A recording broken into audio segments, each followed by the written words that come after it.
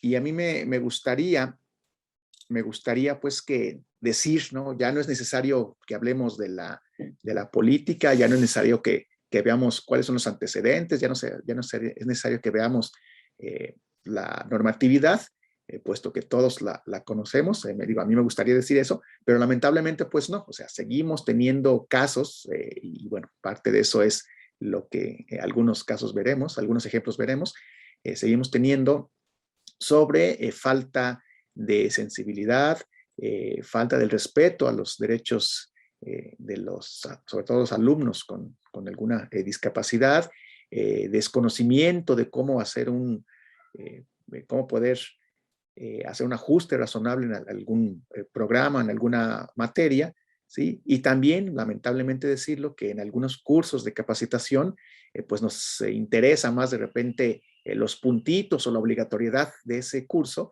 que realmente el contenido, ¿no? Entonces, pues todavía nos falta mucho, ¿no? Tenemos las herramientas, pero nos falta mucho, ¿no? Volver a mencionar que el antecedente y el marco de toda la política de inclusión, tanto institucional en el país como institucional en las universidades, pues es esta Convención Internacional de los Derechos de las Personas con Discapacidad, ¿sí?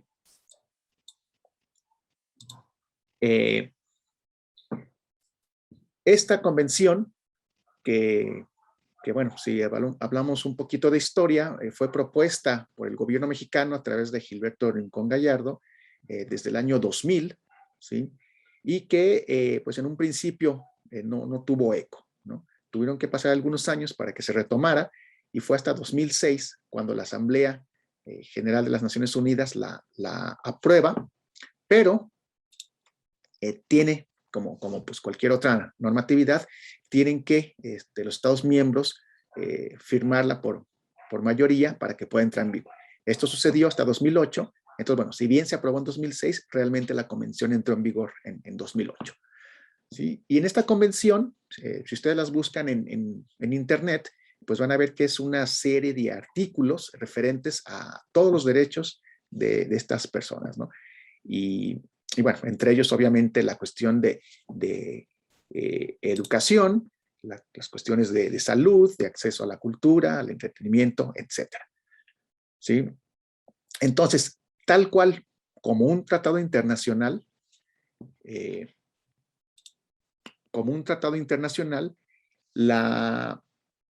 la convención primeramente pues debe ser firmada por el presidente en turno y después ratificada por el Senado. Una vez que es ratificada por el Senado, pues entonces se convierte en una ley nacional, ¿no?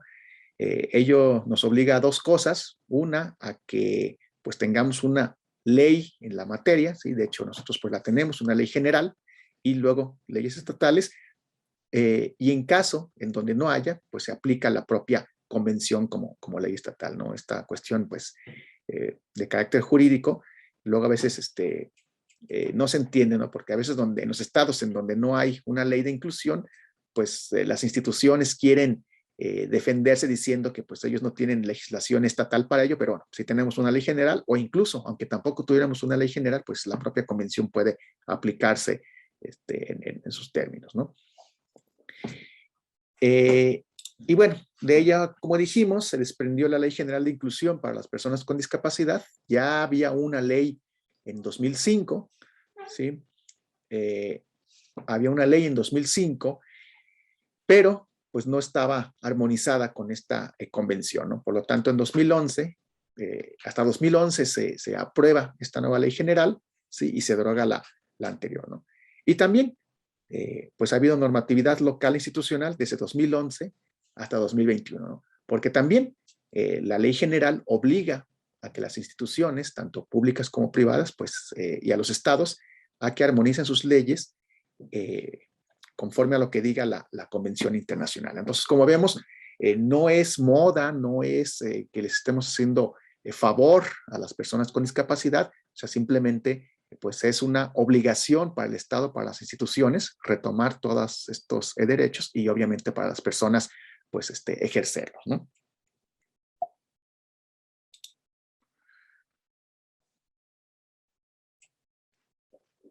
Eh, bueno, ¿cómo se ha desarrollado esta política en la propia Universidad de Guadalajara? Sí, tomando pues en cuenta que en 2011, bueno, desde 2008 está la convención y en 2011 está la ley general. De hecho, incluso la ley del Estado es también de esos años, ¿sí?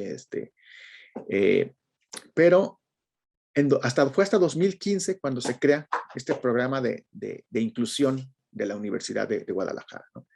Primeramente se crea como un programa de apoyo para estudiantes, ¿sí? Con una dotación de becas y sobre todo para la accesibilidad arquitectónica, ¿no? O sea, esto es pues arreglar los edificios que no tenían accesibilidad, hacerles rampas, hacerles o podotáctiles, algunos letreros en braille, etcétera, ¿no? Incluso en algunos edificios poner elevadores, ¿sí?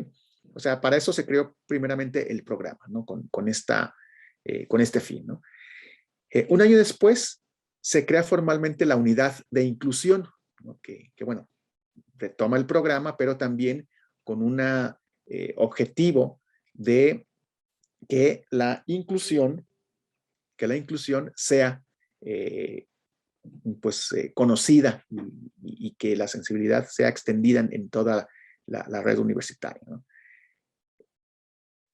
El siguiente año, en 2017, se crea el Código de Ética de la Universidad de Guadalajara, que también, si lo vemos, pues son pocos artículos, pero en dos de ellos hace hincapié en la obligación de los profesores para la atención a los alumnos. Y esto por lo mismo, ¿no? Porque si bien en el 2015 pues ya estaba el programa de inclusión que apoyaba alumnos, y en el 2016 la unidad de inclusión trató de comenzar con algunos charlas de carácter informativa para sensibilizar a la comunidad académica, seguía habiendo profesores, y bueno, lamentablemente pues seguía habiendo en ese momento profesores que pues simplemente no respondían a las necesidades de los estudiantes, ¿no? ¿A cuáles necesidades me refiero? Incluso algunas tan sencillas como decir, si doy mi clase en el tercer piso y tengo un alumno con discapacidad motriz, bueno, pues ni modo. Mi clase es en el tercer piso, es en esa aula y por nada del mundo me bajo al primer nivel, ¿no? O sea, digo, cosas de ese tipo, ¿no?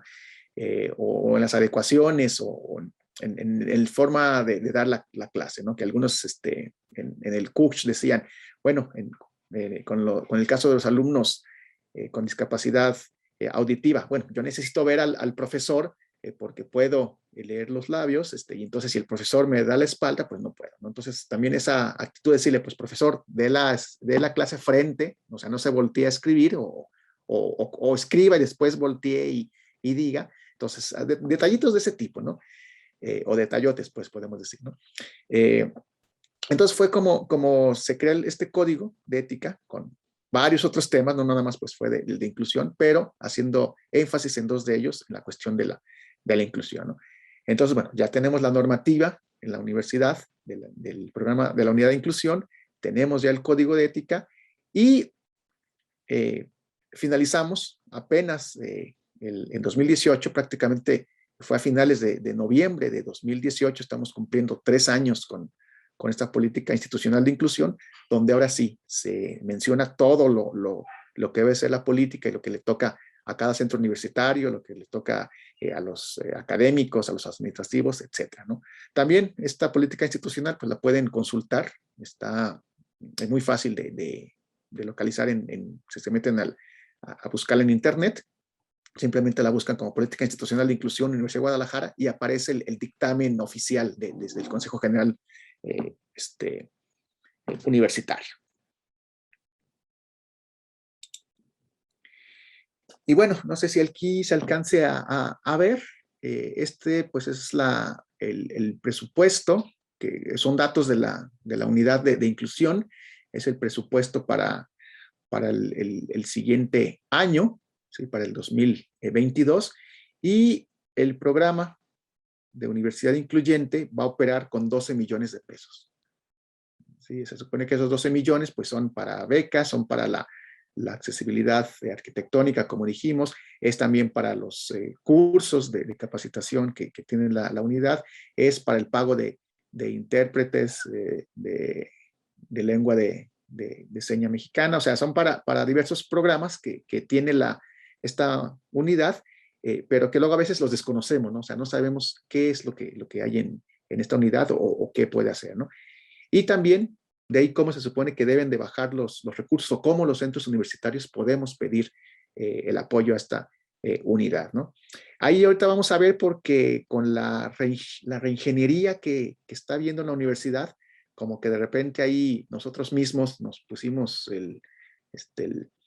como le dicen, la trampa, y de repente la unidad de inclusión quedó adscrita a cultura UDG, ¿no? Digo, esto lo podemos discutir ahorita si gustan, pero yo en lo particular de repente no entiendo por qué a cultura UDG. Digo, claro, sabemos pues que toda esta cuestión de la inclusión es algo que debe ser cultural, pero no en el sentido de cultura UDG, ¿no? O sea, cultura UDG pues maneja la cuestión de entretenimiento, ¿no? Pues, en el sentido pues de la cultura, ¿no? Eh, para mi gusto, pues hubiera sido mejor que siguiera bajo la línea de la vicerrectoría ejecutiva, pero bueno, está en cultura y de ahí tenemos que ver, pues, cómo puede operar, ¿no? Porque también, pues hay que decirlo con franqueza y como autocrítica, por estos cambios que ha habido y también por la estructura de la propia red universitaria, de la jerarquía de la red universitaria y de la autonomía de los centros universitarios, pues la unidad de inclusión tuvo un papel pues no tan adecuado este año, ¿sí? Sobre todo pues que el último año que le hemos estado pasando en pandemia y que hemos estado teniendo con clase a distancia en todos los centros universitarios, ¿no? Entonces esto ha impedido que pues haya realizado su labor adecuadamente, ¿no? Y bueno, reclamos de papás, reclamos de estudiantes que veremos más adelante algunos casos. Aquí, bueno, también son datos de la unidad de inclusión, son datos del 2020A, ¿sí? Como saben, pues luego los datos que se generan van a veces hasta un año atrasados, y aquí tenemos, ¿no? ¿Cuáles son las personas que afirmaron estar en situación de vulneración por razones de discapacidad? Ahora, también aquí es algo también que tenemos que todavía trabajar en ello, porque la propia, pues el cuestionario, como está en la plataforma, de repente no es muy claro para que alguien se identifique en estas discapacidades, ¿no? Incluso en la visual, hace algunos años, digo, no sé ahora, pero en la visual se ponían como persona con discapacidad visual cualquier persona que usara lentes, ¿no? Digo, no cualquiera, pues, pero algunos que usaban lentes, pues decían, pues yo uso lentes, entonces tengo discapacidad visual, ¿no? Digo, puede ser que sí sea parte de una discapacidad visual, o puede ser que no, pero pues en ese caso prácticamente todos entraríamos ahí, ¿no? En discapacidad visual. Entonces eso obviamente nos sesga la información, ¿no? Pero se fijan, es la mayoría con discapacidad visual, ¿sí? Siguiendo la motriz y bueno, luego la auditiva, ¿no?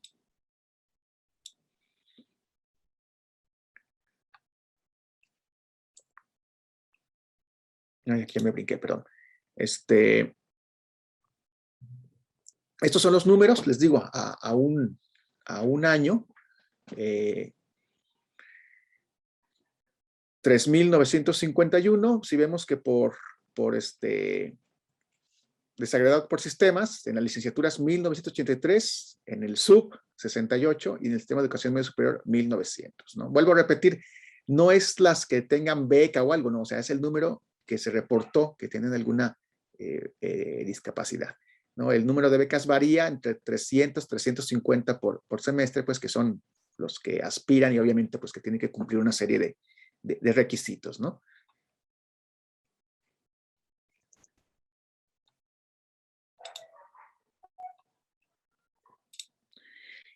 Y aquí tenemos esto del SUB de 2020B, ¿sí? Esta información, en donde teníamos 71 alumnos con discapacidad, o volvemos a lo mismo, o sea, con 71 alumnos que reportaron de tener alguna discapacidad, y de nuevo, en baja visión, pues está 39. Aquí sí tenemos baja visión y ceguera por separado, ¿no? Con ceguera, en este periodo, se reportaron 0, ¿no? Discapacidad motriz 24, hipoacusia 2, sordera 3, trastorno del espectro autista 1, discapacidad intelectual 1 y otros 1. Sí, son los datos pues que tenemos, que obviamente pues tenemos que estarlos actualizando, ¿no? Y también a veces luego por la cuestión esta de protección de datos, pues es un poquito complicado que nos los entreguen de inmediato, y luego por eso pasa hasta un semestre, hasta 2, que tengamos los datos actualizados, ¿no?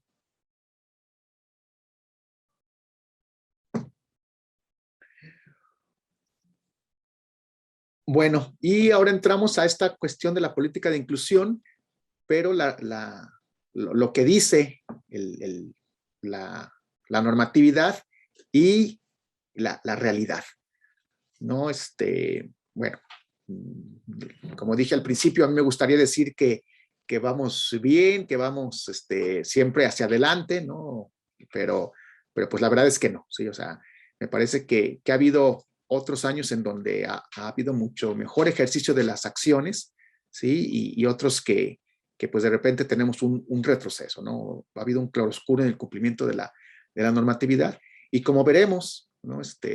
Compartiremos ahorita las experiencias, pues ahora sí que la cuestión de pandemia, que obviamente afectó a todos, no nada más a los grupos de personas con discapacidad, pero que sin embargo también ellos, de nuevo, estos grupos vulnerables, pues resultaron más afectados tanto con las medidas que se tomaron como con las respuestas que hubo por parte de la institución. Bueno, ha habido yo le llamo fallas de comunicación en los niveles administrativos entre la administración general y los centros universitarios, porque, pues como dijimos, ¿no? O sea, si bien la unidad de inclusión es para toda la red, pues realmente no cuenta con el personal suficiente para llevar a cabo esta tarea general, y los centros universitarios, que yo sepa, nada más 2 son los que tienen una unidad de inclusión establecida, ¿no? El que es el Centro Universitario de Ciencia de la Salud, aquí en zona metropolitana, y Centro Universitario de Ciencias Exactas, Centro Universitario de Ciencias Económico-Administrativas, o sea, el CUSEA, también de aquí de la zona metropolitana, ¿no? Y los demás, si bien pues hay programas, hay esfuerzos, pues no cuentan con una unidad que realmente sea la unidad a la que le dé seguimiento, ¿no? Luego, pues sí, le dan seguimiento los coordinadores de las licenciaturas, pero pues con otras funciones que tienen, de repente pues no pueden ser tan puntuales en ello, ¿no? Y sobre todo, esto que digo, de repente ni siquiera sabemos pues cuáles son realmente las funciones completas de la unidad de inclusión, hacia dónde se va todo el presupuesto que tiene la unidad, etcétera. Y pues también eso es una falla en la comunicación, ¿no? Los cursos que de repente tiene la unidad, pues a veces se duplican o son diferentes a los que ofrece Profacad o bueno, Innova ya ahora, o los de la capacitación interna, ¿no? Entonces, me parece que ahí pues son esfuerzos que pueden unificarse y aprovechar tanto recursos, tanto económicos como de capacitación y materiales, ¿no? Y bueno, como dije al principio, los cursos de actualización docente sin el impacto necesario, les digo, lamentablemente, pues muchos de nosotros a veces nos preocupa más que para los estímulos requiero 2 cursos, entonces son los 2 que hago, pero más que nada porque los necesito hacer o porque me son indispensables para otra forma de acceder a estímulos. Y entonces, de repente, la cuestión académica o el objetivo del curso, pues se diluye, ¿sí? Ahora tenemos en este momento, yo creo que va a la mitad, un curso Profacat sobre cuestiones de inclusión, incluso por ahí el doctor David Ramírez está en él, nos puede en un momento comentar qué le ha parecido y cómo ha estado en este curso. Y también en el encuentro pues vamos a tener un taller sobre introducción a la docencia para la discapacidad. Sí, les digo, no se retoma pues de lo que ya hemos hecho, pero para muchos sí son pues son cursos que no han ni siquiera pues tienen la información de que están activos, ¿no? en la universidad.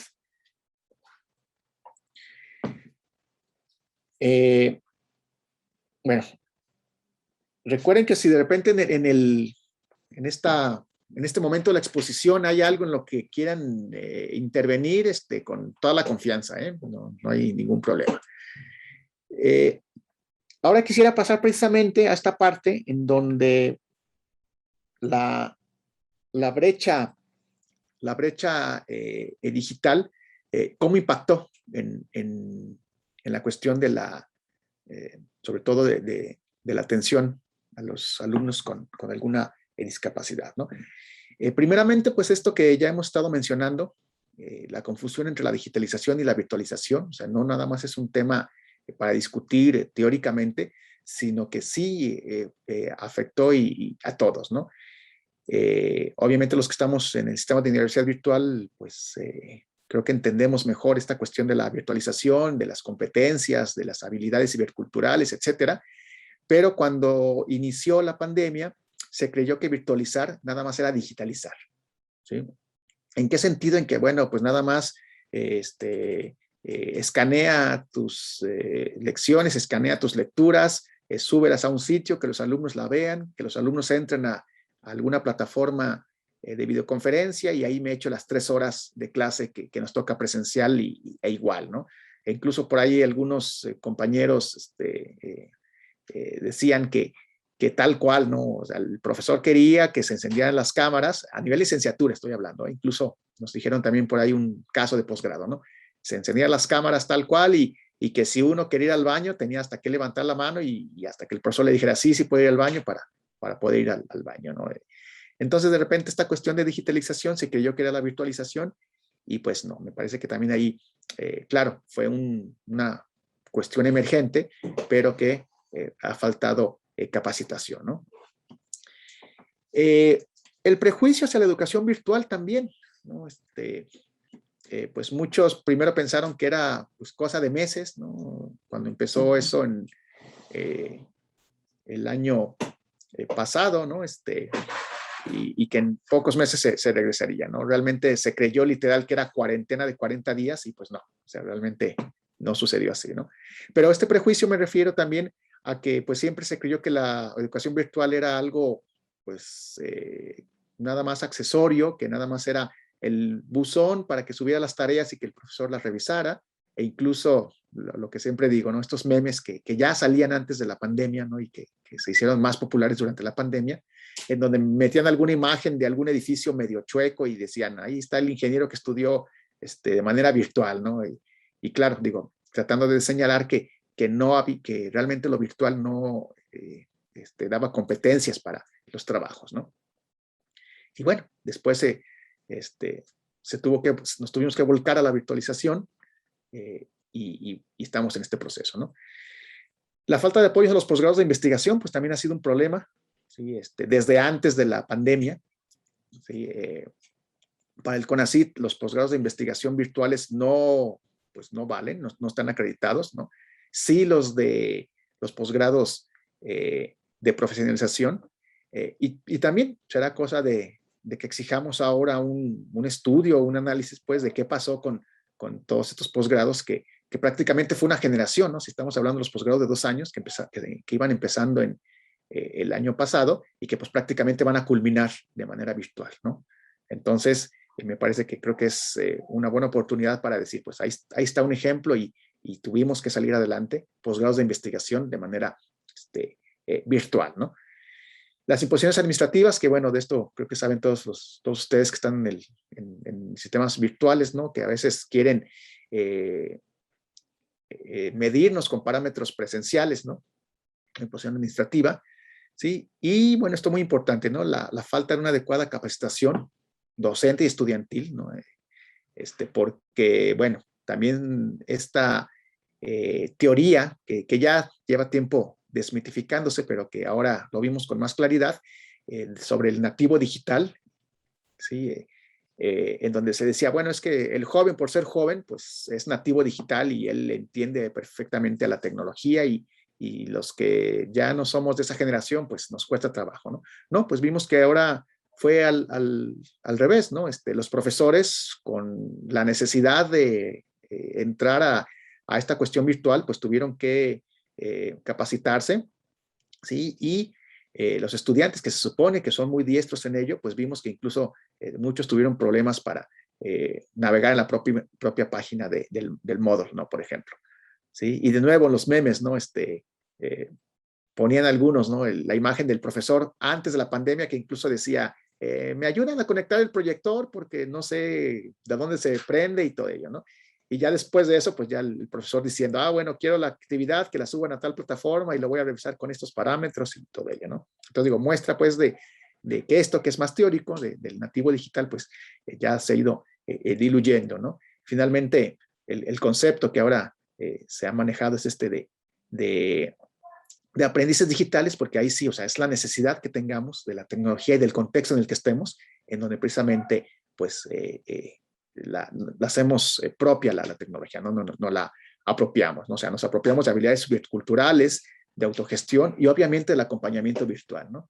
De repente se perdió este acompañamiento, ¿sí? En prepandemia, sobre todo para los estudiantes con discapacidad, que pues era la clase y se le daba al estudiante con alguna discapacidad un acompañamiento presencial o virtual, dependiendo, extra a la clase, ¿no? Y ahora que también pues entendemos que quizás sí sea cierto que para muchos profesores sea el doble de trabajo, pues sí, de repente este acompañamiento virtual quedó también diluido, ¿no? Y bueno, entramos a las experiencias, pero bueno, antes de las experiencias, pues abrimos los micrófonos. No sé si alguien quiera hacer algún comentario sobre esto y ahorita regresamos a la presentación.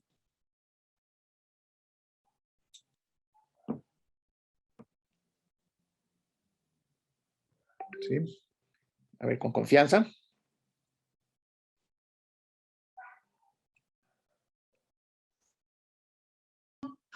Hola, buen día. ¿Se escucha? Sí, sí, escuchamos. Gracias. Bueno, lo que yo quiero compartir es que yo estoy, por un lado, en el área así de la educación y también colaboro en la Secretaría de Salud en un hospital comunitario. De pronto nos llega de repente información acerca de qué hacemos nosotros con la población que tiene ciertas características y pues en este caso a lo mejor a lo que se le ha dado más énfasis es a las situaciones ligadas al espectro autismo. En mi caso soy psicóloga clínica y de repente, pues bueno, cuando me llega esta información de que si yo he atendido algún caso, de que cuál es el tratamiento que se les da y este tipo de circunstancias, honestamente no entiendo muy bien si se trata solo de una cuestión política o de algún alineamiento de esta índole, porque entiendo lo complejo de la situación, ¿no? Por un lado es acompañar a la familia, llegar a un diagnóstico adecuado, incluir, por supuesto, todo esto que tiene que ver con los procesos educativos. Si le sumamos que estoy en una población semirural, ¿no? Me encuentro en la ribera de Chapala, en Chantepec.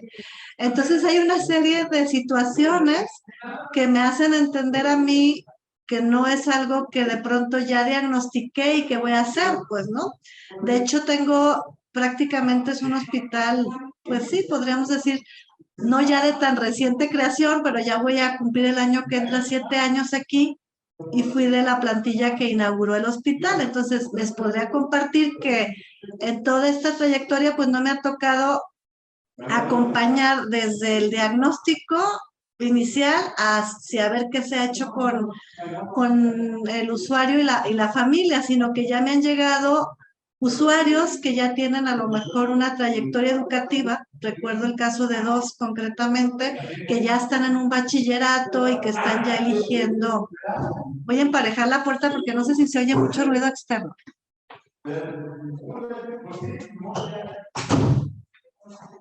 Que ya están como más en una situación de comprensión de parte de ellas y ellos de la familia, y ya están pensando en cómo continuar su preparación académica, cuáles son sus áreas laborales preferidas, etcétera.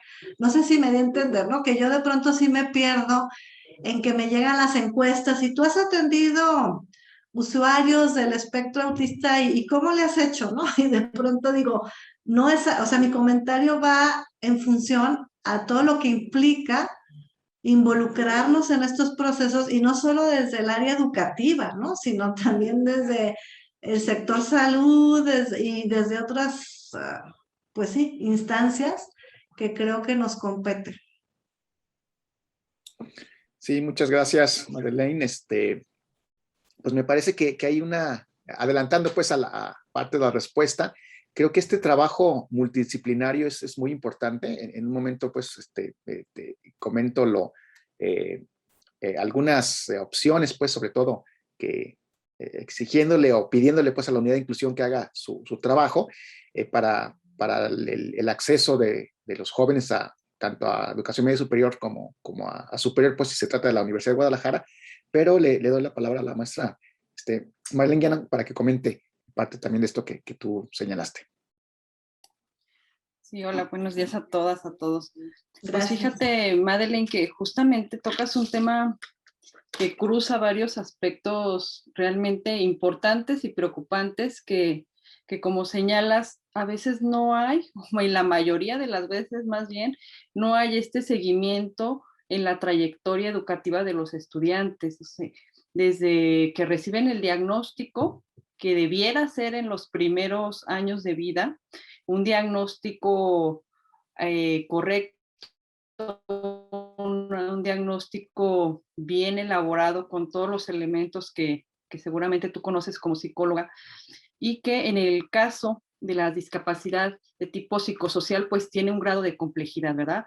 El ejemplo que das del espectro autista, ¿no? No cualquier profesionista puede hacer un diagnóstico atinado, o al menos no lo hacen en un primer momento. Por ahí hay un estudio del Instituto Politécnico Nacional que refiere que las personas con discapacidad psicosocial de tipo espectro autista en promedio pasan por 8 diagnósticos previos antes de llegar al diagnóstico acertado, ¿sí? Y bueno, sabemos que comparten el diagnóstico, pero el grado de complejidad es después todo un reto porque, bueno, cada persona tiene sus propias peculiaridades que pues también se reflejan en el ámbito educativo. Por eso siempre este reto de hacer un diseño de una intervención educativa de manera específica para cada estudiante, ¿no? Y es ahí donde, como señalas, no se da a veces esa continuidad. En el caso, digamos, de los estudiantes que logran, los pocos que logran, que sabemos que de la comunidad estudiantil con discapacidad, realmente son muy pocos los que llegan a nivel medio superior y superior, y que prevalecen, como veíamos en la numeralia que presentaba el doctor Tonatiuh, pues prevalecen personas con discapacidad visual, ¿sí? Tienen una presencia, digamos, pues más significativa respecto a las otras condiciones, ¿no? Después podría seguir las personas con discapacidad motriz o discapacidad auditiva, pero cuando vemos la numeralia respecto a la discapacidad psicosocial, pues las cifras bajan significativamente, ¿sí? Y pues desafortunadamente no tenemos esta continuidad, no hay un expediente de seguimiento donde nos hable de cuáles son las características, los estilos de aprendizaje, las habilidades y sobre todo estas herramientas que un maestro que recién recibe en su grupo a un estudiante con una condición, pues que son las formas apropiadas de cómo trabajar, qué le ha funcionado, para decirlo en palabras sencillas, qué le ha funcionado a este estudiante. Y pues es ahí donde viene este choque, estas resistencias, estos temores que impactan de alguna manera pues impactan de una manera significativa al estudiante que ha logrado llegar a un nivel medio superior y superior, ¿no? Tenemos varios elementos, pero digamos que la discapacidad psicosocial tiene el reto o esa dificultad de, al no ser algo visible, observable de manera física, pues tiende a ser una discapacidad muy incomprendida, una discapacidad que a veces se juzga sin tener el conocimiento, y también que lo señalo como otro factor, digo, cada uno de estos pues tiene todo un tema de discutir de fondo, que es el tema de la orientación vocacional. A veces muchos de los estudiantes llegan, logran pasar un examen de ingreso, pero no cuentan o no tuvieron en su momento una debida orientación vocacional para que se coloquen o se adscriban alguna licenciatura, alguna opción profesional que de veras se apegue a sus intereses, a sus habilidades y sobre todo que sea viable para su inserción laboral, ¿sí? Entonces, híjole, este tema que comentas, que yo creo que es el reto, uno de los retos principales que tenemos, que es cómo dar esa continuidad en todos los niveles educativos para dar ese seguimiento desde que son aspirantes de los niveles escolares básicos, allá cuando llegan a un nivel medio superior y a un nivel licenciatura, para poderles dar ese seguimiento y con los apoyos adecuados. Que, bueno, lo discutiremos un poco más adelante, y que aquí, sin olvidar esta parte que señalas, ¿no? Estás en un contexto que no es un contexto urbano, vienen cuestiones de movilidad, vienen cuestiones de accesibilidad, de ingresos, de opciones para poder brindar apoyos en todas las áreas, ¿verdad? Tanto al estudiante como a la propia familia, ¿verdad? Si quieres. Sí, muchas gracias.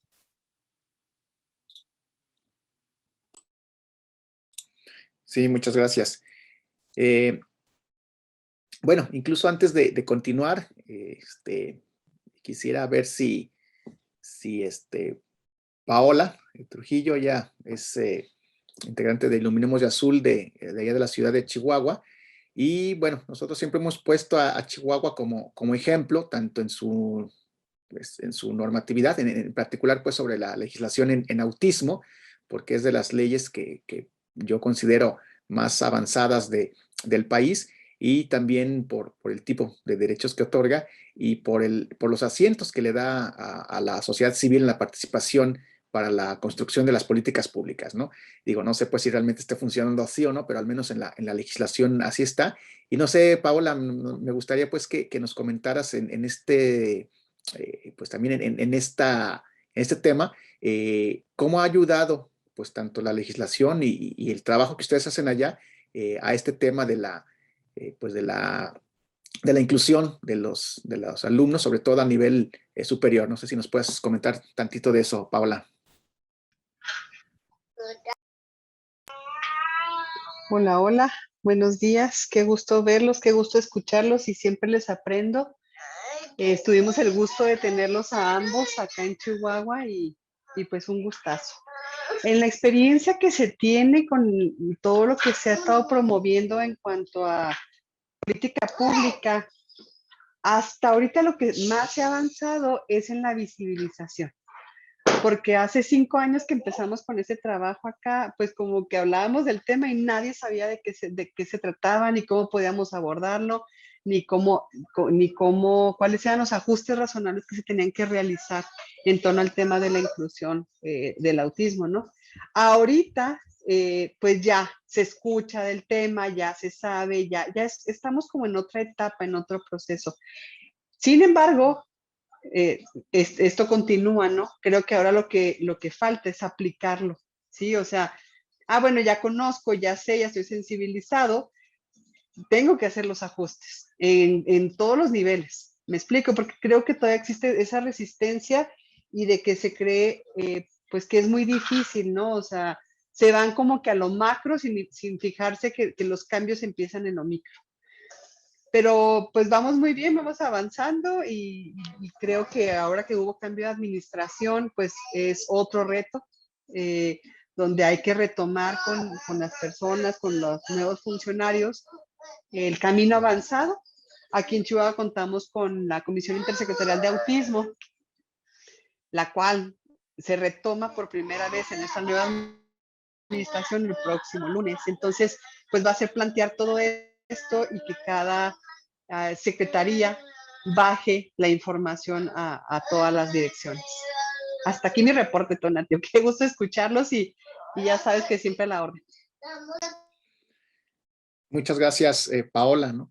Bueno, es que esto es parte de lo que mencionábamos, ¿no? Y bueno, en el caso muy particular de María Elena y mío, pues nos abocamos más hacia el estudio de cuestiones dentro del espectro autista. Y sí, o sea, hemos visto que las políticas públicas de repente, aunque tengamos la legislación, aunque tengamos en este caso, la comisión intersecretarial, pues luego si uno no está ahí tratando de incidir, no pasa nada, ¿no? Incluso la de aquí de Jalisco lleva pues prácticamente todo lo que va de la pandemia sin, no menos, porque sí hubo una reunión virtual. Un año yo creo que llevará, o poco menos, de que se convocó una reunión, se tuvo una reunión, y finalmente después ya no se volvió a convocar, ¿no? Hasta incluso el secretario ejecutivo pues renunció porque decía que a él mismo le ponían trabas para la continuación de los trabajos, ¿no? Entonces, pues sí, a veces lo tenemos, pero no se hace nada. Y cuando, sobre todo lo que decía Madeleine, ¿no? O sea, necesitamos esta colaboración de todas las instituciones, pues para que pueda caminar, ¿no? O sea, de nada sirve que esté ahí la propia institución, sí, pues no permite el trabajo, ¿no? O si el reglamento tampoco lo permite, que luego es otra de las situaciones. Muy bien, no sé si al momento hay algún otro comentario, alguien más que quiera participar, ¿no? Sino para ver algunos de los casos. Sí, déjenme compartir pantalla.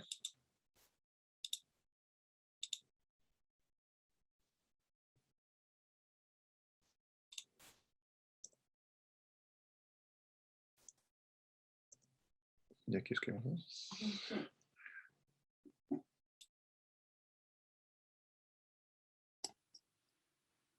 Bueno, aquí les voy a comentar 3 experiencias de estudiantes que les tocó hacer pues un tránsito de su nivel bachillerato a licenciatura en este entorno del contexto de la pandemia. Nada más como, entre paréntesis, señalar, si pudieron observar que en el sistema de universidad virtual decía que había solamente un estudiante con trastorno del espectro autista y nada más hacer la referencia otra vez a esta imprecisión que a veces tenemos de los datos y que es un tema que también a los investigadores pues nos ha representado todo un reto el que no tengamos datos confiables, ¿sí? Y es un tema generalizado digamos, en todo el país, que al no tener el registro, que a pesar de que este año hubo, más bien el año antepasado, hubo una participación bastante activa y muy destacada, sobre todo de las asociaciones de discapacidad aquí en el estado, para mandar propuestas al INEGI para que se incluyeran dentro del cuestionario base, dentro del cuestionario general del censo 2020, un bloque de preguntas para que realmente supiéramos cuántas personas con discapacidad había en México y qué tipo de discapacidad se presentaba. Pues lamentablemente no se trascendió, y pues no tenemos datos confiables, y esto digamos que se replica en cada una de las instituciones. En el caso de la Universidad de Guadalajara, yo solamente conozco, por ejemplo, 2 preparatorias donde sí se hizo un conteo total de la población, donde se aplicó la Guía Internacional de Educación Inclusiva y se hizo un levantamiento, pero estamos hablando solamente de 2 escuelas de toda una red, ¿no? Entonces, aquí en el caso de nuestro sistema, yo podría asegurar que mínimo conozco a 3 y solamente se está reflejando 1. Entonces, los datos siempre, pues, manejarlos con esa precaución de que no están realmente dándonos ni siquiera una idea cercana a cuántos estudiantes tenemos, ¿no? Con esta condición. Como ya señalaba Tonatiuh, pues, a veces también el instrumento donde desde que son aspirantes para que ellos, registren o notifiquen si tienen alguna condición, pues, a veces no es tan adecuado para que ellos realmente manifiesten, perdón, manifiesten que tienen alguna condición de vida. Y si a esto le aunamos seguramente esta situación que ustedes conocen, que para muchos todavía representa pues un temor el declarar que tienen una condición de vida, que son personas con algún tipo de discapacidad, pues, o incluso porque en algunas entrevistas también me lo han señalado así algunos estudiantes, que ellos consideraban que si decían que tenían una discapacidad, pues les representaba una desventaja. Entonces preferían omitir esa información, pero pues eso traía consecuencias importantes. La primera de ellas, que pues si no declaraban que tenían una situación de discapacidad, pues no podían solicitar apoyos para realizar el examen de ingreso y solicitar presentarlo en el aula donde se llevan a cabo los ajustes razonables y hay personal especializado. Entonces, si me pasas ahora sí la siguiente. Entonces, no se trata solamente de asumir una cuestión de identidad o un diagnóstico, sino todas las implicaciones que eso trae ya al formar parte de una institución educativa, ¿no? La primera experiencia que les quiero compartir es de una estudiante. Esta estudiante coincide con lo que estaba yo comentando previamente, una estudiante pues muy brillante, una estudiante que cursó un bachillerato pues de una manera muy accidentada porque ella siempre ocultaba su condición. Ella tiene síndrome de Asperger, entonces ella, pues dada su experiencia que había tenido en los niveles educativos previos de educación básica, cuando cursa su bachillerato, tiene una trayectoria muy accidentada, o sea, logra concluir hasta la 4ª preparatoria en la que ella se inscribe en una modalidad ya semiescolarizada y siempre negando pues que tiene una condición de vida, ¿sí? Por pues la vulnerabilidad a la que se vio ella expuesta, tomó esa decisión. Por fin, después de la 4ª opción de bachillerato, logra concluir su preparatoria, les decía, en esta modalidad semiescolarizada, y decide presentar su examen de ingreso a la universidad sin solicitar apoyo a la unidad de inclusión. Entonces ella hizo su examen de ingreso en la convocatoria general con todos los estudiantes regulares, por así decirlo, sin ningún tipo de apoyo, y logra acceder a la licenciatura que fue su primera opción, que fue la licenciatura en nutrición en el Centro Universitario de Ciencias de la Salud. Sin embargo, dadas sus características, a las 2 semanas de haber ingresado, empezó a pues tener una situación de conflicto. Los maestros acudieron a la coordinación pues de alguna manera a saber, a manifestar ciertas inconformidades con la coordinadora de la carrera por la actitud que notaban con este estudiante, que pues era una actitud que ellos interpretaban como muy, muy retadora, de presunción, de cuestionarlos, de evidenciarlos, estos rasgos que ustedes ya conocen de los estudiantes dentro de este espectro.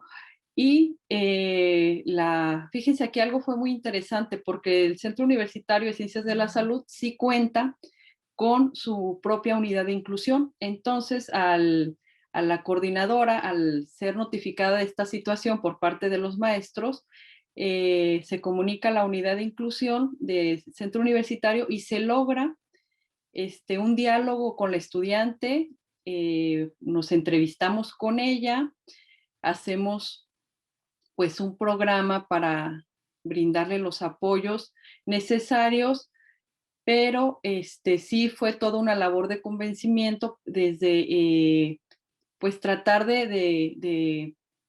ahora sí que convencerla porque era pertinente que ella nos permitiera capacitar a los maestros, sensibilizarlos sobre cuál era su condición de vida. ¿Por qué? Porque ella seguía, les digo, en esta negación de no hacer de conocimiento de sus maestros ni de sus compañeros que ella tenía pues esta discapacidad. Finalmente ella accede y le decimos que, bueno, la finalidad es para que los maestros tengan esas consideraciones, tengan la información mínima necesaria para también brindarle a ella los apoyos y hacer los ajustes razonables que ella requería. Cabe mencionar que dentro de las características de este estudiante eran sus pocas habilidades sociales. A pesar de ser una joven muy brillante que les decía, hizo su examen de ingreso sin ningún tipo de apoyo y quedó en su primera opción. En cuestión de habilidades sociales, sí, era muy evidente su falta de las mismas, lo cual pues le trajo, les decía, a las 2 semanas situaciones de tensión con sus maestros y con sus compañeros, pero también tenía una alteración sensorial muy importante. Entonces, al estar en una licenciatura donde hay que estar en contacto con olores, sabores, texturas, mucho trabajo colaborativo, pues definitivamente para ella representó un reto con el cual, pues no se sintió con los suficientes elementos y tampoco nos permitió. Aquí fue un caso que sí personalmente me causó mucho pesar porque había mucha disposición por parte de la coordinadora, por parte de la unidad de inclusión, se le hicieron diferentes propuestas y ella decidió darse de baja, primero temporal. Al comienzo de la pandemia le dijimos, se le hizo la propuesta que retomara los estudios porque consideramos que al ser una modalidad, pues ahora sí que en línea, pues aminoraría sus dificultades, que eran la cuestión de habilidades sociales y su alteración sensorial. Sin embargo, pese a ese esfuerzo, ella optó por tramitar su baja definitiva y pues eso lo tomamos como un fracaso, pues de la institución. No se supo hacer la adecuada intervención y la estudiante, pues si hubiera tenido ese acompañamiento previo desde el nivel bachillerato, hubiera llegado con un poco más de habilidades y mejor orientación vocacional, con una propuesta de trayectoria curricular, pero pues desafortunadamente la perdimos. Y es un pesar, se lo reitero, porque era un estudiante muy, muy capaz que logró su ingreso por sus propios méritos. En la segunda experiencia, se trata de un estudiante que cursó su bachillerato ahí en el sistema con nosotros, en la modalidad virtual, en un bachillerato que tiene una certificación internacional en la modalidad en línea. Entonces el estudiante cursó todo su bachillerato bajo esta modalidad, tuvo un curso propedéutico. Él, para hacer su examen a licenciatura, gestionó de manera particular los apoyos a la unidad de inclusión. Tuvo un curso de preparación para el examen de ingreso y también logró ingresar en su primera opción de técnico superior universitario en prótesis dental. Y a él le toca pues esta transición también de la modalidad virtual a la presencial. viene la pandemia, se vuelve este modelo híbrido. Él ahorita está terminando el tercer semestre y le va bastante bien, dado que pues ya tenía todas las competencias y habilidades de lo que era la modalidad virtual, aunque siempre estudió esto, también hago énfasis, aunque siempre estudió su bachillerato en línea, también tenía clases alternativas de computación y de inglés presenciales para trabajar sus habilidades sociales. Tuvo muy buen acompañamiento por parte de su familia que lo apoyaba y pues podríamos calificarlo de alguna manera como un caso exitoso donde pues afortunadamente continúa sus estudios de una manera muy, muy destacada, ¿sí? Y en la tercera experiencia, aquí tenemos a un estudiante también que estuvo en riesgo de perder su bachillerato. ¿Por qué? Porque estaba en una escuela presencial, no tenía un diagnóstico preciso, tenía un diagnóstico equivocado. Después, con el apoyo de la orientadora vocacional, que es una persona capacitada dentro del tema de discapacidad, logra identificarlo y darle el debido acompañamiento. Se nos solicita una intervención y se logra convencer tanto a la mamá como al estudiante, que ya estaban solicitando sus papeles para retirarse de la escuela. Se les hace la propuesta de hacer un cambio de turno, de hacer un trabajo de, perdón, hacer un trabajo de sensibilización tanto con sus compañeros de grupo como con sus maestros, gracias a las facilidades que dio tanto la coordinadora académica, la directora en turno. Se hace este taller con los maestros, se hace esta intervención con sus compañeros estudiantes, incluso por parte de la orientadora vocacional se seleccionan algunos compañeros más empáticos para que funjan como compañeros par.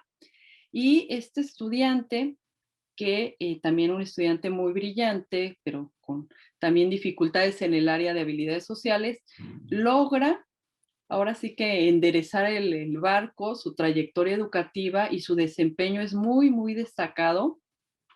Logra un promedio de manera excepcional a pesar de haber enfrentado esta situación muy crítica. Es un estudiante muy responsable, muy autogestivo, y ahorita él, de venir de una modalidad presencial de bachillerato, está cursando en el sistema de universidad virtual la licenciatura en gestión educativa. Y pues es un estudiante que tiene muchas aspiraciones en trascender su experiencia de vida, por eso eligió esta carrera, y pues es también un caso, digamos, exitoso. Entonces, estas experiencias que les comparto son meramente, digamos, ilustrativas para tener como diferentes escenarios en los cuales de situaciones que afectan a un estudiante con una discapacidad en diferentes contextos educativos, pero que a través de una intervención se puede llegar a reencauzar y darles ese seguimiento. Hay detalles, por supuesto, pero en general han sido casos importantes que han trascendido y que continúan con su preparación profesional. Pues ahora sí que son también un tanto, pues, algunas ideas para que podamos dialogar en sus experiencias, y pues dejo el micrófono para que podamos compartir algunas ideas.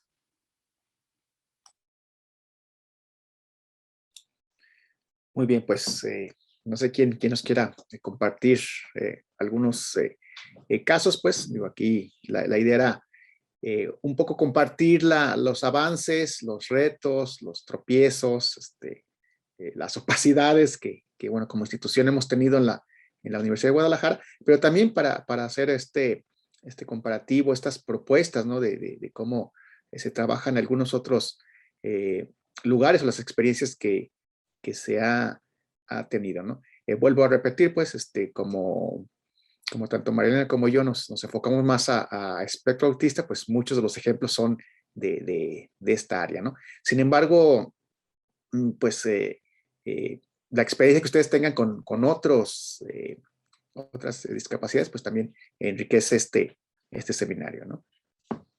No sé si alguien quiere tomar la palabra.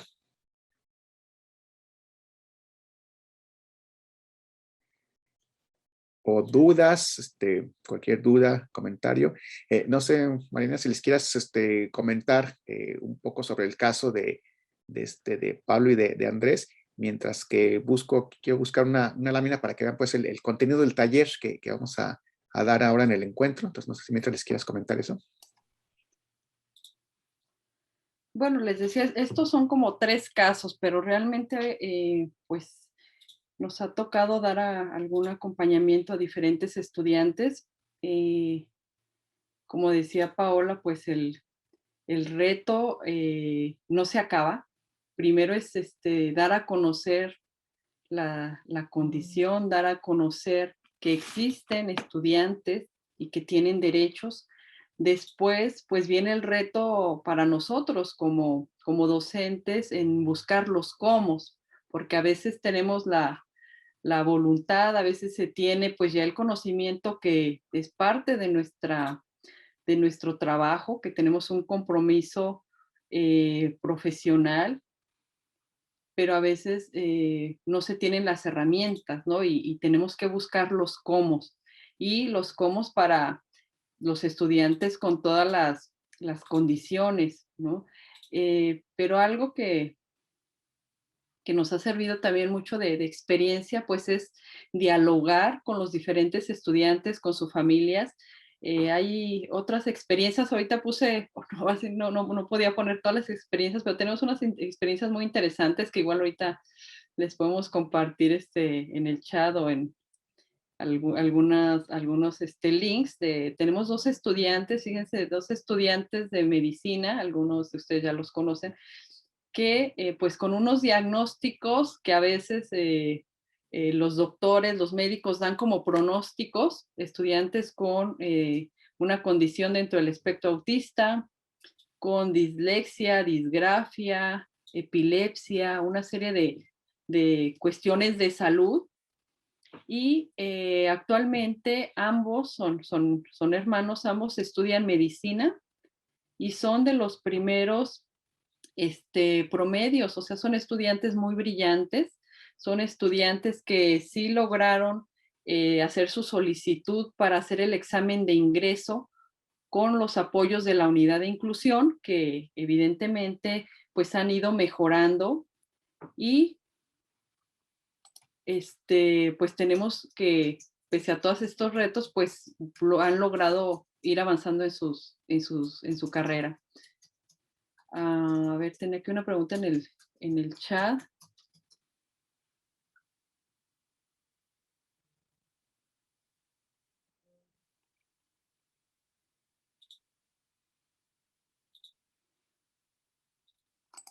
No, fíjate, Paula, que es una guía, igual y lo encuentras el documento en línea, pero con mucho gusto te lo comparto. Es una guía internacional, antes conocida como el Índice Internacional de Inclusión, ahora se conoce como la Guía de Educación Inclusiva. Te comparto en un momento en el chat el documento, que es este texto, y a través de esta guía, en colaboración con 2 compañeras, metimos un proyecto para hacer un diagnóstico en 2 escuelas de nivel preparatoria de la Universidad de Guadalajara, para elaborar a cabo un plan de educación inclusiva. Es una guía, te digo, internacional, se le tienen que hacer ahora sí que los ajustes necesarios para el contexto en el cual se vaya a aplicar, pero nos sirve como un punto de partida para realizar un diagnóstico que nos dé las pautas y nos ayude a identificar las áreas en las cuales se puede trabajar y elaborar un plan de educación inclusiva para un centro escolar. ¿sí? Y nos da pues pues elementos, nos da orientación para cómo conformar un equipo y justamente aquí entre paréntesis comentarles que logramos en el sistema de universidad virtual junto con otras 2 compañeras que se aprobara un diplomado de formación docente para el personal que consta de 3 módulos de 50 horas, o sea, los maestros están trabajando 150 horas en 3 módulos para capacitarlos en el tema de educación inclusiva y pues parte fundamental de ello es que conozcan la guía, que sepan cómo trabajarla, que sepan de lenguaje inclusivo, que conozcan de estrategias. Sin embargo, pues digamos, es un área, nos queda todavía pendiente otros temas, como por ejemplo, lo que son ya herramientas digitales, lo que son ajustes razonables y otro tipo de intervenciones, pero pues estamos en el camino, ¿sí? Entonces, sí, yo te comparto con mucho gusto, incluso tenemos un artículo, no, 2 artículos de cómo se han aplicado las guías a nivel básico y a nivel preparatoria. Ahorita no lo hemos podido todavía implementar a nivel, digamos, de un centro universitario, que para eso pues se requiere mucho más colaboración y todo un equipo, porque pues estás hablando de poblaciones bastante extensas y simplemente el cuestionario diagnóstico tiene más de 60 preguntas. Entonces eso es pues un trabajo enorme para procesar información. Pero sí, te compartimos. Lulú, me gustaría. Ay, vas a decir algo, Paula, te escuchamos. No, básicamente agradecerte y sí, me gustaría que me compartieras los artículos y la guía. Y digo, es que el interés, como tú dices, que no hay datos, no hay indicadores, no tenemos registros, y creo que si no contamos con eso, pues difícilmente se puede hablar de una implementación de acciones específicas y hasta de presupuestos, si no estamos hablando de cuántas personas tenemos, ¿me explico? Entonces, se me hizo muy interesante ahorita que lo mencionaste, y la propuesta, no sé si ustedes sepan si existe un registro de personas con autismo, en algún estado, o cómo se ha realizado, o lo que es más, ¿cómo se podría proponer ese registro? Bueno, aquí en Jalisco desde hace ya, si no mal recuerdo, 4 años aproximadamente, se hizo la creación de un área específica dentro del DIF, que es la unidad de valoración. Esta unidad de valoración surge como iniciativa para precisamente atender esta preocupación de que pues no sabemos cuántas personas hay en el estado y qué tipo de discapacidades se presentan.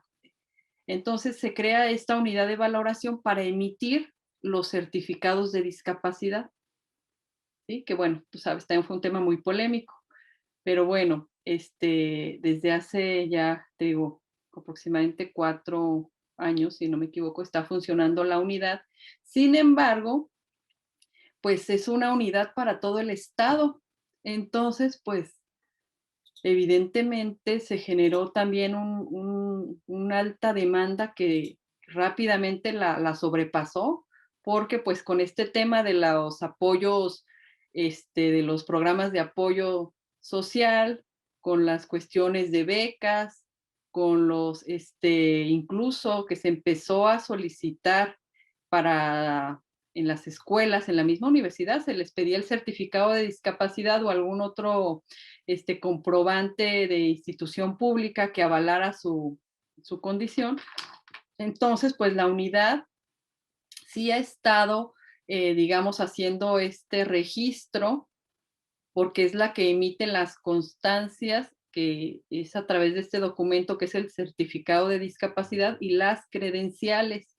Sin embargo, pues está totalmente rebasada. Es una unidad para 125 municipios, las citas pues están muy tardadas y no sé ahorita sería, pero al menos en sus comienzos no había personal suficiente para diagnosticar todas las condiciones, ¿no? Entonces, incluso se tuvo que que solicitar a, por ejemplo, en este caso, a la unidad de inclusión que aceptara otro tipo de documentos emitidos por alguna otra institución pública, pero hasta ahorita es la instancia que podríamos decir a nivel estado podría tener como un registro, digamos, a lo mejor más confiable, pero que todavía pues le falta tener todos los datos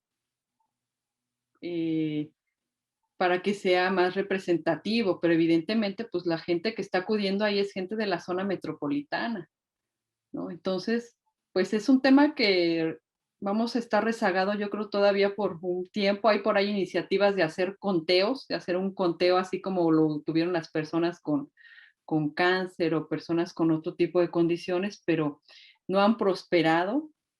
Entonces, a nivel básico y se supone que también a nivel medio superior y superior tenemos los formatos anexos 911, pero son esta información que no es pública, hay que solicitarla a través de transparencia y pues también con sus detalles. Entonces, yo creo, como decías hace rato, que coincido contigo y me gusta esa idea, a veces hay que empezar con lo micro, entonces con la guía hacer un diagnóstico de tu centro educativo y al menos en donde tienes oportunidad de intervenir en el corto plazo, enfocarte y a lo mejor de ahí hacer una buena experiencia que pueda ser replicable en otras instituciones. Con este Pues tema muchas gracias. del, Perfecto. pues sí, de los datos, en 2019 surgió una iniciativa también por parte de una asociación para que el INEGI incluyera preguntas para las personas con autismo, ¿no? Ahí de repente pues hubo como dos situaciones, una donde decían, les dieron largas diciéndoles que sí, ¿no? Y la otra donde sí nos explicaron a algunos, pues que directamente pues, pedimos la intervención del INEGI. De hecho acá en Guadalajara, en la oficina del INEGI de Jalisco, se hizo una videoconferencia con varios INEGIs y con la sede central que está en Aguascalientes para ver esa situación, ¿no? Y ellos desde el principio nos decían, no, es que pues es muy costoso, ¿no? Digo, a lo mejor uno como ciudadano pensaba que pues nada más era meter 2, 3 preguntas más y si era el cuestionario impreso, pues nada más imprimirlas y ya, ¿no? Y nos explicaban que por la logística, por lo que significaba el desarrollo de las variables, de las respuestas, la capacitación para que los encuestadores hicieran las preguntas, todo eso, pues, tenía un valor, o sea, ya real, de alrededor de 150 millones de pesos por pregunta, ¿no? Y entonces, pues uno decía, bueno, ¿por qué tanto, no? Y nos explicaban esa situación y pues finalmente no se incluyó, ¿no? Se supone que se incluyó en el cuestionario ampliado, pero tampoco, o sea, si tú ves ahora el cuestionario ampliado que ya los datos ya están, realmente no te dice mucho de ello, ¿no? O sea, no logras pues tener una estadística confiable, ¿no?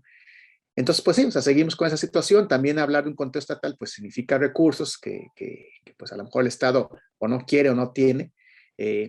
Y lo mejor sí sería, de repente, a nivel micro, llevar a cabo, ¿no? Pero también ni siquiera en esto nos ponemos de acuerdo. Aquí en el caso de la Universidad de Guadalajara, el único centro universitario que hizo eso, y fue iniciativa de estudiantes, o sea, no fue ni de la administración ni de los docentes, o sea, fue de los estudiantes, fue en el Centro Universitario de la Costa.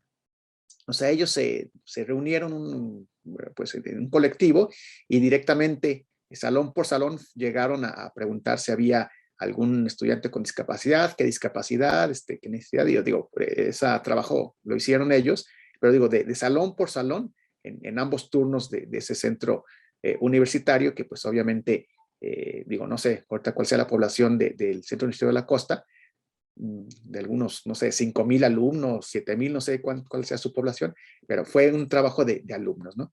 Y obviamente, pues sí hubo datos muy concretos de ese ejercicio que fue, si no me equivoco, hace como 5 años más o menos, o sea, no se ha vuelto a repetir, ¿no?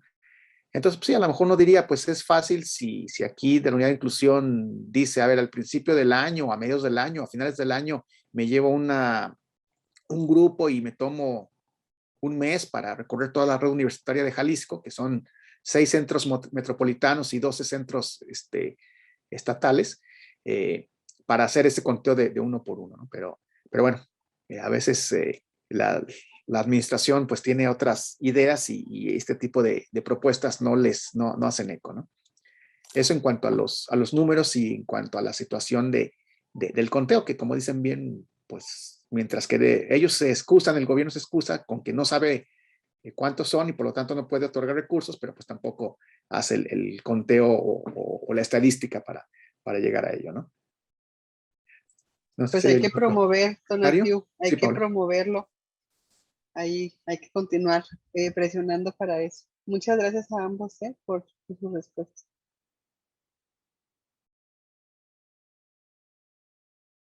Aquí en el chat está María de Lourdes. Igual, María de Lourdes, puedes participar hablando, no hay ningún problema. Enseño tu micrófono si gustas, preguntas, comentarios. Aquí en el chat puso, hola, les agradezco que se den conferencias de este tema. En lo personal, sobre todo al ser docente y estar en biblioteca es un tema que me interesa mucho, pues es necesario identificar las necesidades de cada sector para saber cómo ayudarlo, desde cómo ayudarle a cada estudiante acorde a sus necesidades que presente, ¿no? Sí, de acuerdo, pues y como digo, de repente, sí falta capacitación, sí faltan cursos, pero también falta que se promocionen más los que ya existen, ¿no? No son muchos, pero sí hay algunos que con este fin, y a veces, ¿no? Como esta sesión, ¿no? De repente, pues, somos pocos, pero porque luego también nuestra capacidad de difusión, pues a veces no alcanza para tanto, ¿no? Yo quiero, sí, si quieres decir algo, Lourdes, adelante. Sí, bueno, pues yo les agradezco que estén dando este tipo de conferencias nuevamente, el agradecimiento. Y pues yo estoy tomando el diplomado que mencionó hace un rato la doctora María Elena. Y pues todo este tipo de acciones, pues yo siento que nos ayudan a los docentes pues a aportar un granito de arena, ¿no? A buscar cómo contribuir y pues aprender un poquito más. Ay, perdón. Ahí se va a escuchar un camión que va pasando. Y pues bueno, investigar, tenemos ahora sí que muchos retos, como lo están mencionando, investigar con los pocos datos que tenemos a la mano o que no están actualizados, vaya, sobre qué acciones podemos realizar, como lo de la guía, que me pareció muy interesante, que pues no se ha aplicado a nivel licenciatura, ¿no? Ahora sí que es un reto enorme el que se tiene ahí. Sin embargo, considero que sería muy adecuado que se aplicara porque pues arrojaría mucha información, pues también para saber cómo trabajar, cómo brindar mejores oportunidades para, pues para hacer en este caso una universidad más incluyente, más inclusiva. Gracias, Lourdes. Bueno, mientras hay algún otro comentario, me gustaría mostrarles. Marilena, sí. Sí, adelante.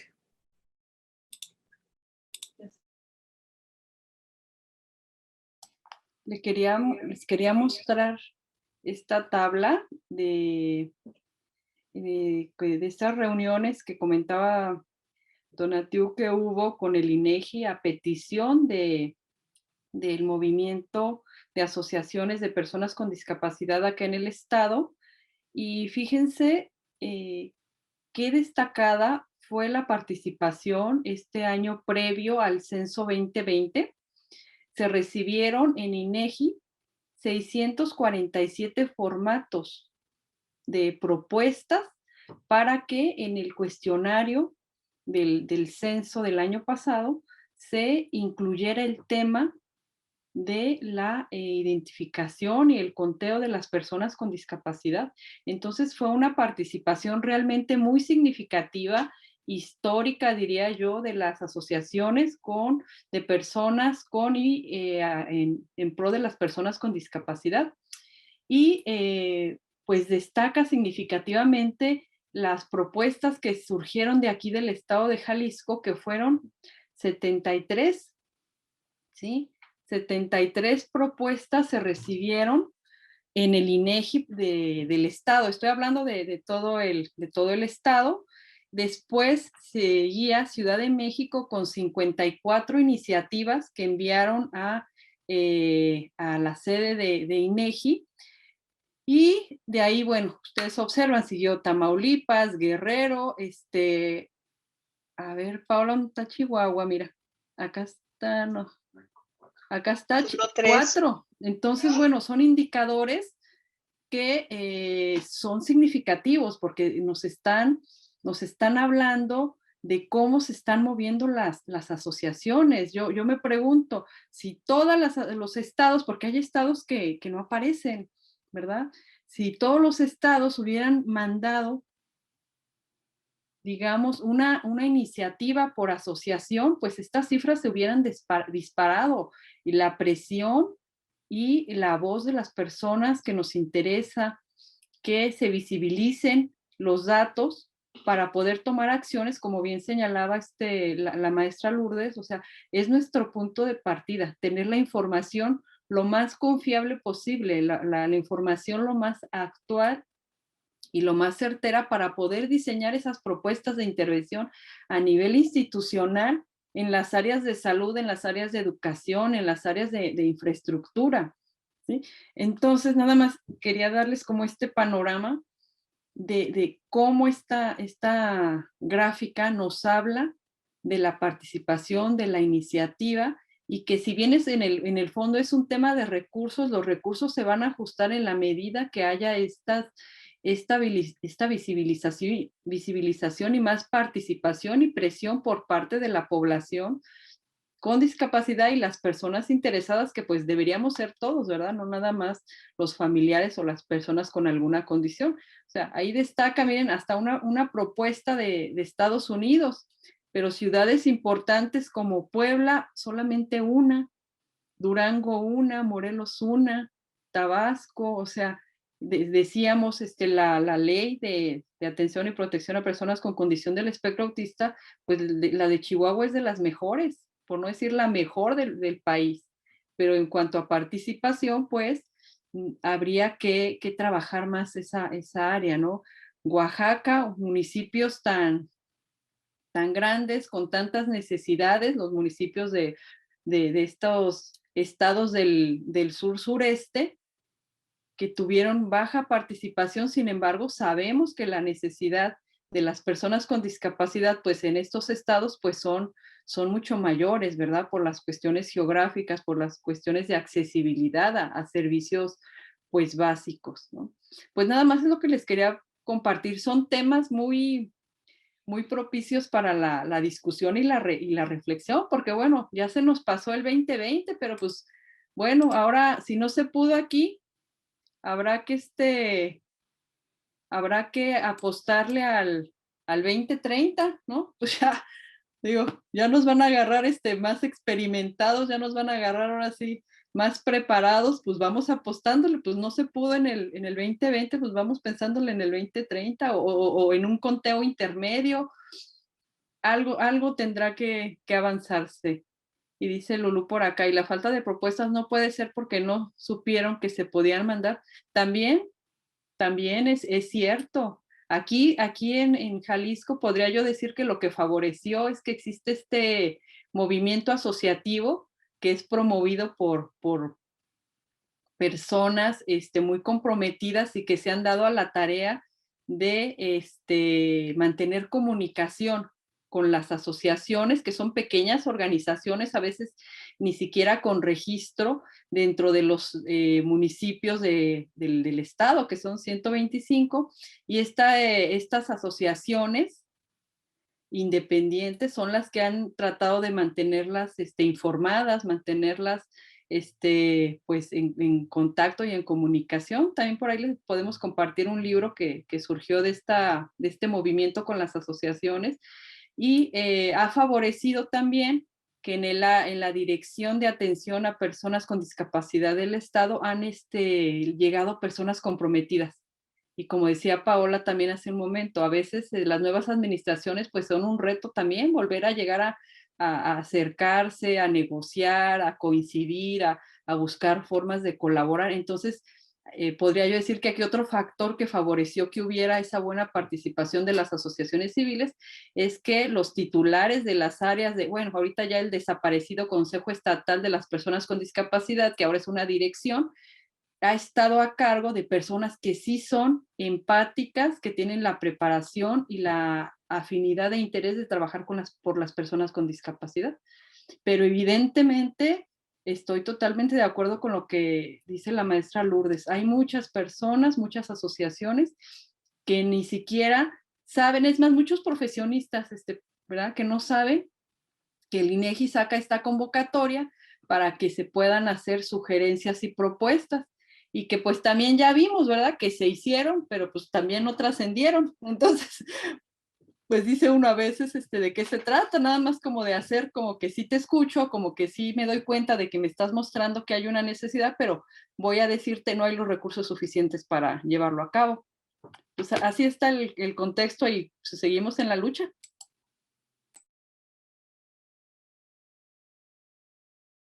Oye, aquí estamos como decía, bueno, sí, que siempre usaba ese ejemplo, de hecho es el gobernador de allá de Chihuahua, Javier Corral, que con él estaban en la AMEDI Nacional, siempre decía que siempre para las consultas, pues decía, se convoca a todos, se escucha a unos cuantos y no se le hace caso a nadie, ¿no?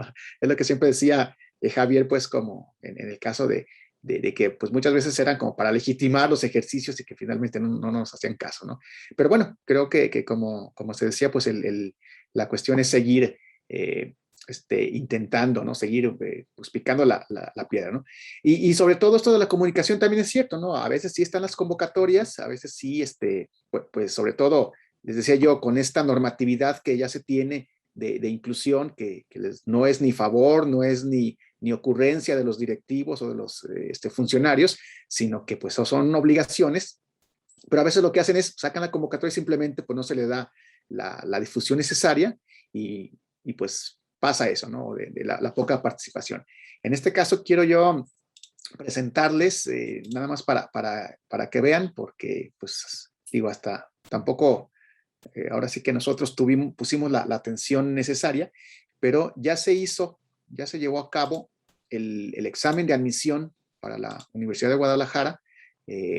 Esta es la página de la unidad de inclusión de Facebook, ¿no? Porque también la página oficial no tiene nada, ¿no? Es muy, muy, muy pobre, ¿no? O sea, está junto con otras instancias que le hablan, que se llama Atención Social de la Universidad de Guadalajara y luego se diluye la información, ¿no? Pero aquí, por ejemplo, estoy viendo que el 11 de noviembre, sí, se llevó a cabo este examen de admisión 2022A para los alumnos con discapacidad. ¿Esto cómo funciona? Cuando está el proceso de examen, de ingreso, perdón, más bien el proceso de ingreso, el aspirante con alguna discapacidad llama a la unidad de inclusión, dice que, bueno, tiene tal número de registro, tiene tal discapacidad y que solicita que el examen se le haga en lo que le llamamos aula incluyente, ¿no? Entonces, bueno, se programa el examen en una fecha distinta a la que es el resto de los aspirantes, en una sala en donde, dependiendo pues las personas con la discapacidad, tienen el apoyo, ¿no? Primeramente, pues se les da más tiempo, es un poco más relajado, y el personal que está ahí apoya, ¿no? Si es, por ejemplo, un estudiante con una discapacidad auditiva, pues está el intérprete de lengua de señas que le apoya ahí con alguna cuestión o con alguna duda, ¿no? Si es un estudiante con discapacidad visual, pues están las regletas braille o nuestro apoyo, ¿no? Si es un estudiante con discapacidad psicosocial, en este caso autismo, Asperger, pues también está ahí un especialista que pueda apoyar, ¿no? A nosotros nos han hablado algunas veces, ¿no? Supongo que a lo mejor esta vez no hubo nadie de autismo, ¿no?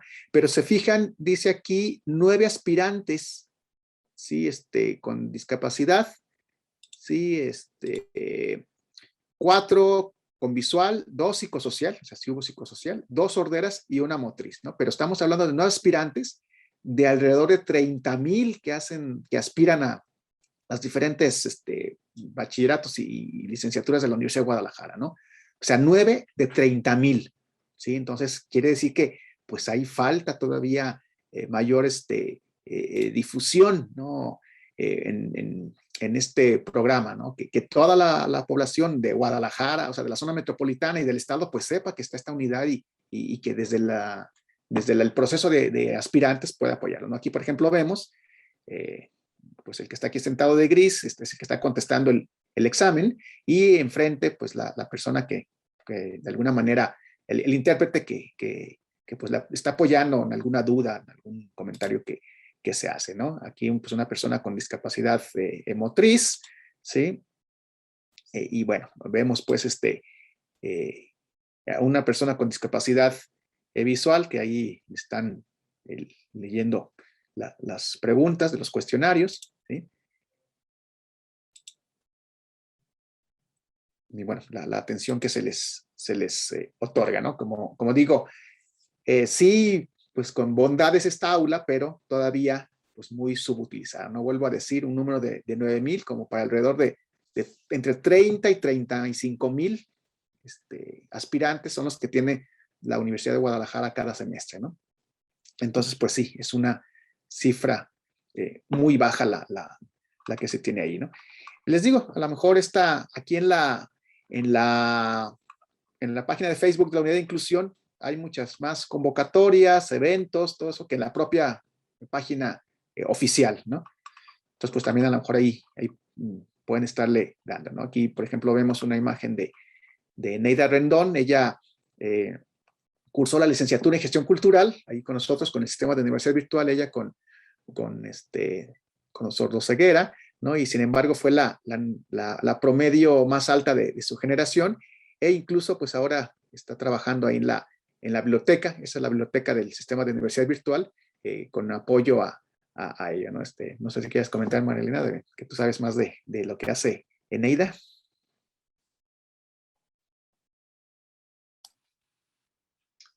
Bueno, pues es un caso donde pudo gestionarse los apoyos que la alumna necesitaba, y pues también por iniciativa de ella y los apoyos que contó, pues tuvo una trayectoria en la cual pudo desempeñarse, digamos, de manera adecuada, ¿no?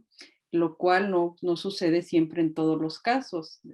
Cuando no se tienen los apoyos, a veces, pues, tenemos pues estas bajas, ¿no? Que les digo yo, para mí son muy desafortunadas porque ya hubo un esfuerzo, ya lograron trascender el nivel básico, y entonces pues el nivel medio superior pues es un parteaguas, y que es un tema que también se tiene que trabajar, y es un tema que ha estado pendiente, que les decía, si bien el tema de la orientación vocacional es importante para todos los estudiantes, pues para un estudiante con discapacidad pues es más significativo, porque también nos hemos encontrado con estudiantes que logran su formación universitaria de manera, digamos, exitosa, con muy buenos resultados académicos, pero que al egresar pues ya no logran la inserción laboral.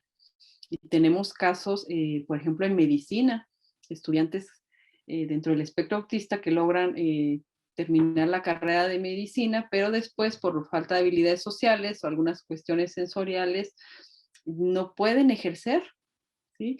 O tenemos estudiantes que ingresan a alguna licenciatura porque la asocian a uno de sus temas de intereses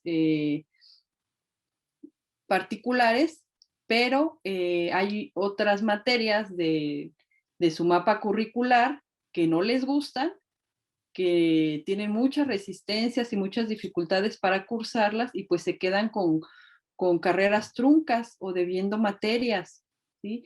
Porque pues tampoco hay la accesibilidad, ¿no? Incluso, esto es complejo, fíjense, tenemos otro estudiante que cursa la licenciatura en Cultura Física y Deporte, y en una materia tenía dificultades para presentar una rutina porque no tenía pareja para presentar su actividad final y decide dar de baja la materia. Entonces, él recurre a control escolar de manera particular porque tanto su maestra como las orientadoras, las maestras de apoyo del área de la unidad de inclusión le dijeron que no era viable lo que él solicitaba, que era que se le diera de baja la materia.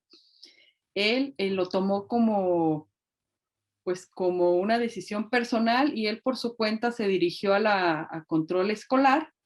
En control escolar pues con el argumento de que es un estudiante con discapacidad y que tiene dificultades para entregar lo que se le está solicitando en esa materia,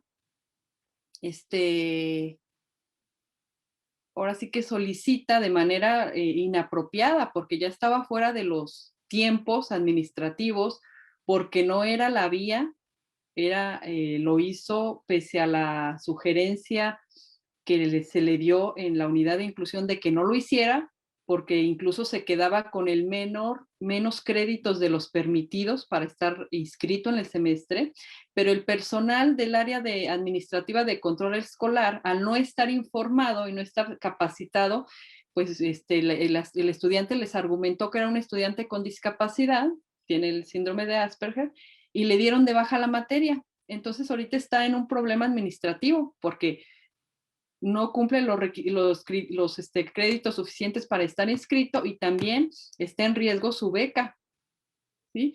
Y bueno, no digo que actuaran de mala fe, y él también no se dejó guiar o no se le explicó de manera clara las consecuencias de esa acción, pero yo le decía a una de las encargadas de la unidad de inclusión, pues hay que tomarlo como una oportunidad para capacitar al personal de control escolar, porque tampoco se puede hacer ese uso, digamos, de trato preferencial, ¿sí? Una cosa es el apoyo, otra cosa es el ajuste razonable, pero tampoco se puede usar como un trato preferencial el decir soy un estudiante con discapacidad, ¿verdad? Entonces hay que tener la justa medida, pero pues capacitar también al personal administrativo, porque no solo es a los docentes, es al todo el personal, y también se han presentado situaciones con el personal de seguridad que a veces niegan accesos,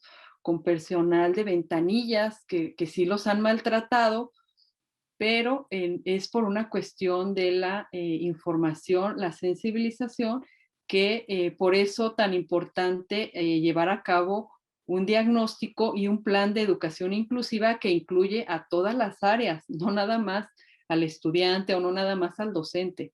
Esto va para todas las áreas.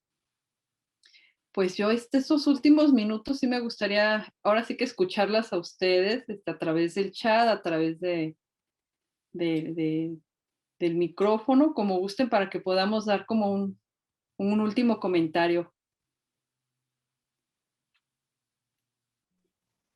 Híjole, pues yo agradecerles toda la información. Me encantaron los ejemplos que dieron y pues me sorprende, y a veces no, así como que no es raro, ¿no? Pero como decía aquí una de las compañeras, de la importancia de dar esta información y de socializarlo más. O sea, decir, híjole, tan padre información y habemos tan poquitos. ¿Me explico? O sea, ¿por qué no hay maestros? ¿Por qué no hay directivos? ¿Por qué no hay...? ¿Sí me explico? Entonces, pues eso es lo que a mí me angustia y creo que pues me motiva para seguir impulsando este tema. Muchas gracias, agradecerles a los dos por todo y sigo a la orden. Gracias a ti. Y pues, bueno, yo también, al igual que Paola, pues felicitarlos por todo su trabajo, todo su esfuerzo, y pues esperemos que más adelante en otro tipo en otras conferencias que se den de este tipo, pues contemos con más participantes, ¿no? Yo, pues todo esto que me han compartido ahorita me cae como anillo al dedo para hacer mi propuesta para el producto integrador del diplomado. Y pues nada, pues agradecerles y pues que se sigan dando este tipo de de conferencias, compartir la información para que pues más personas puedan interesarse, conocer y pues trabajar más, ¿no? Porque es un gran reto. Pues muchas gracias de nuevo. Gracias. Y bueno, también comentar que en cualquier caso, las universidades públicas, como parte de su función de extensión y también sobre todo los profesores de tiempo completo, los investigadores, pues estamos obligados a que si de una asociación nos piden el apoyo para llevar una conferencia, para darles en algún tema, se supone que estamos pues obligados también a hacer esta extensión y incluso a no cobrarles a las asociaciones cuando piden alguna conferencia, ¿no? Y a veces eso no se, pues tampoco no tienen esa costumbre las asociaciones de acercarse a la universidad y si hay un investigador en el tema que les interesa, pues pedirle que vaya y o ahorita virtual, pues que podemos usar la virtualidad, de que les dé una conferencia, una plática sobre estos temas, ¿no? Entonces también para invitarlos, ¿no? Allá en Chihuahua, que también cuando se requiera, pues se puedan acercar a la Universidad Autónoma de Chihuahua, ¿no? Con algún tema, o bueno, ya Pablo sabe que también nos lo puede pedir a nosotros sin problema, ¿no? Pero sí también, pues también exigirle a la universidad y a los profesores, pues que cumplan con su labor social que también deben de llevar a cabo, ¿no?